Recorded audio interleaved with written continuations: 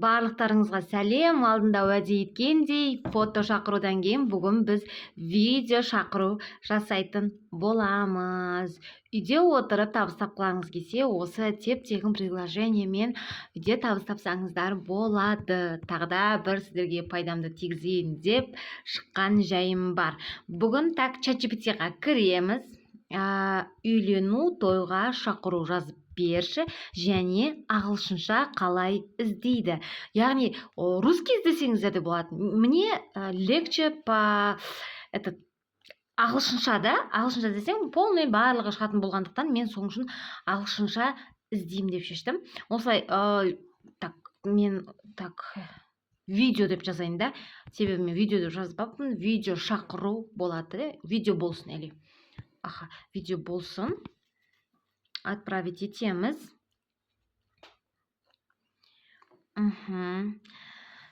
Даже мына жерде үстіндегі барлығын жазып береді, шақыру билетке арналған сөздерді де. Сол жерден бәрін копировать ете алсаңыздар болады.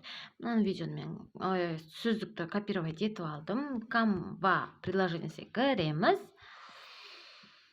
Приложение что-то зависать етіп тұр. Менің телефоным зависать етіп тұрған сияқты. Или программама. Список шаблоновқа кіреміз.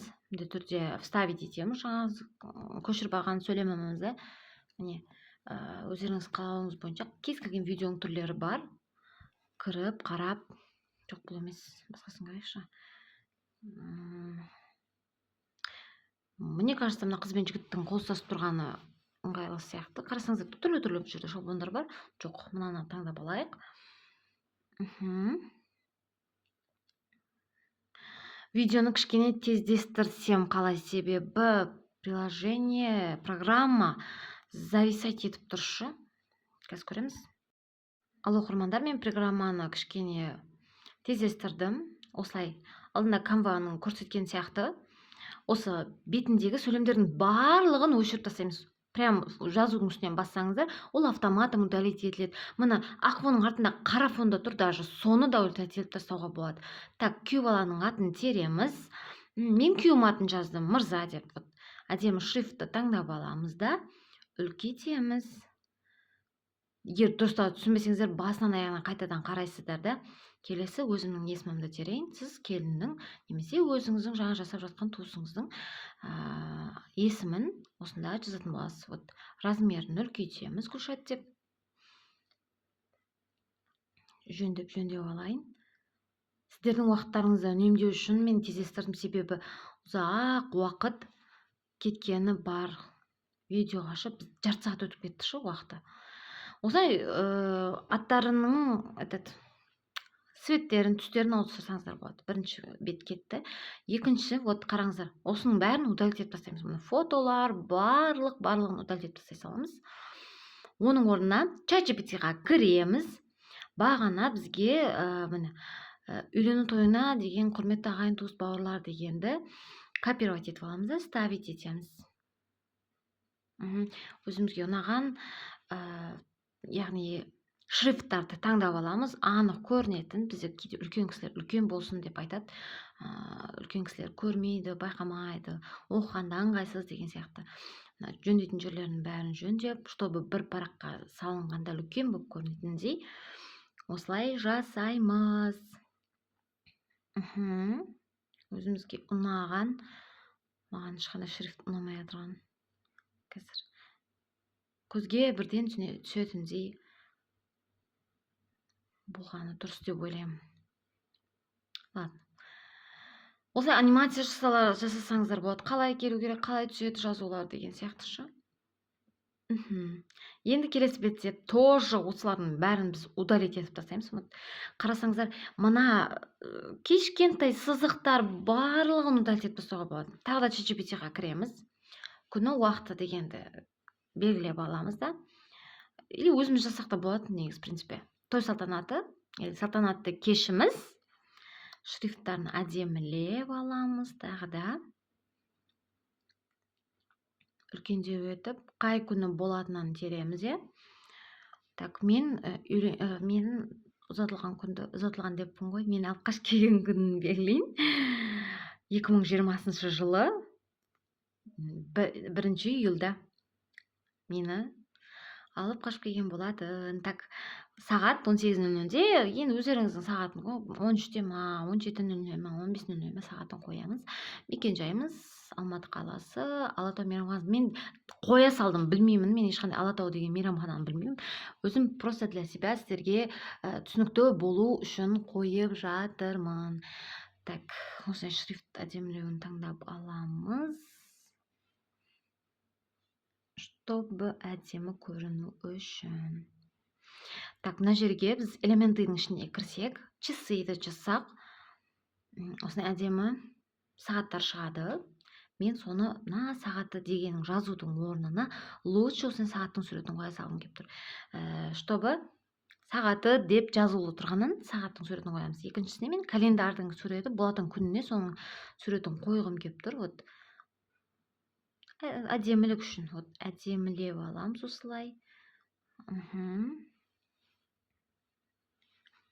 Қазір.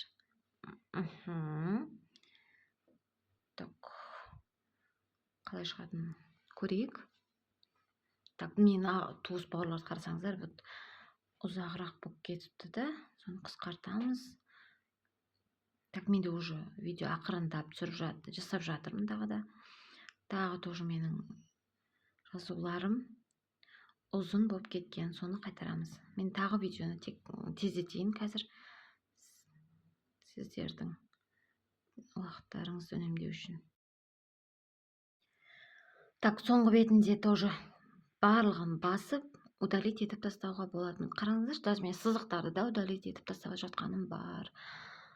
Так, мекен-жайымыздан кейінгі соңғы бет бізде, е? Так, мына жер жөндеп аламыз артық жерлерін. Так, добавить етеміз. Той. Так, той иелерін жазамыз.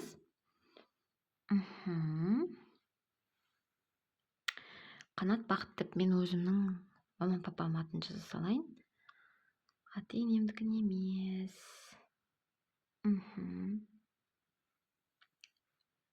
Жөндейтін жерлерін жөндеп, жоғарырақ қоямыз. Біреулер астына қояды, біреулер басқа жағына қояды деген сияқты. Бұл қуанышымызға жоқ, лучше давайте келіңіздер, қуанышымызға ортақ болыңыздар деген сөзді жазайық. Осылай әдемі тоже бірдей шрифт таңдап алдым.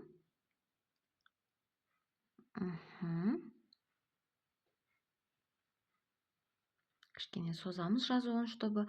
Так, мына соңғы бетім вообще не надо, алып тастасақ та болады. Қалауларыңызға сурет қоюларыңызға болады. Давайте басынан қарап көрейік енді. Зависать етіп тұр. Мен программам зависать етіп тұр. Қараңыздаршы. Музыка қойсаңыздар болады. Құрметті ағайын, туыс бауырлар, дос жарандар. Осылай түсіп тұр. Нормально. Келесі бетте. Мына жерде бізде сағатымен қазір календар шықпай тұр. Оны уайымдамаңыздар, негізі шығады. Просто программа зависать етіп тұр да. Поэтому слай болып тұр. Ладно, қазір мен сақтап алып көрсетейін сіздерге. Сақтап аламыз, скачать. Өзі сізге видеоның форматын шығарып береді. Сонымен сақтап алсаңыздар болады. Қазір астына скачать деген шығады. Скачатьты басып, сақтап алып, оны WhatsApp немесе Telegram өзіңіздің каналыңызға жіберсеңіз болады. Мен WhatsAppқа жібердім. Қарасаңыздар болады видеоны. Енді музыка. Мен Canva-мен музыканы қоймаймын. Не үшін екен айта алмаймын. Білмеймін, түсінбеймін негізі. Шыны керек, музыкасын қалай жасау керегін ондай қатты түсінбеймін. Сондықтан мен, қарасаңыздар, жаңа календармен сағат шықпай тұр еді. Бәрі шығып тұр. Той иелері, міне толық бәрі дайын. Қазір мен сіздерге музыка қалай қоямын, соны көрсетейін. Ол үшін менің ең сүйікті программам InShot программасына кіреміз. Canva-мен жасасаңыздар болады. Видеоны басамыз. Осы InShot-пен өте ыңғайлы. Жаңағы видеомызды табамыз. Сондықтан осы InShot-пен жасай. Музыка деген жерді музыканы басамыз. кез келген өзіңіздің өзіңіз рекомендациясындағы музыканы таңдап барлық алып мен это саптауды моя жасасаңыз музыкадан да басам. болады. Мен Мен жасап сахнада жүрген қандай вот өлең бар? мына Арнаудың адалдықтың өлеңі бар екен. музыкасы бар екен да. Осыны қойып көреміз. Астынан бұрынғы звук шығып тұр. Бұрынғының объемды звугі бассаңыздар, шығып тұр. полный осылай Мынаны қайтарып осы жерге тастайсыздар. тастаймыз. И звонок И музыканың мынаның өзінде дауысына дауыс кішкене қайтарсаңыздар, қойға болады. қараңыздар. Дайын. Қараңыздар. Көріп алыңыздар, жақсылап.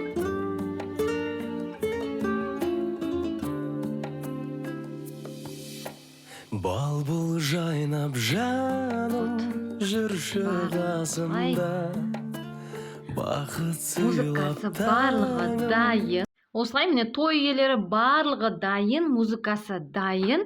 Вот мына жерде біз иншот деген жазуы бар, ол деген құртып тұр кәдімгідей. Бесплатно оны алып тастауыңызға тоже болады. Вот бесплатно снять дегенді бассаңыздар, сізге экранға жарнама шығады. Сол жарнаманы толығымен көресіз. Қазір мен үзіп тастаймын. Осылай X етіп алып тастаймыз да, міне біздің видео шақыруымыз дайын. Енді біз сіздерге келесі жолы мұндай қиындықсыз оп-оңай 5-ақ минутта осы иншотпен қандай шақыру жасауға болатынын үйрететін боламын. Ендеше всем пока.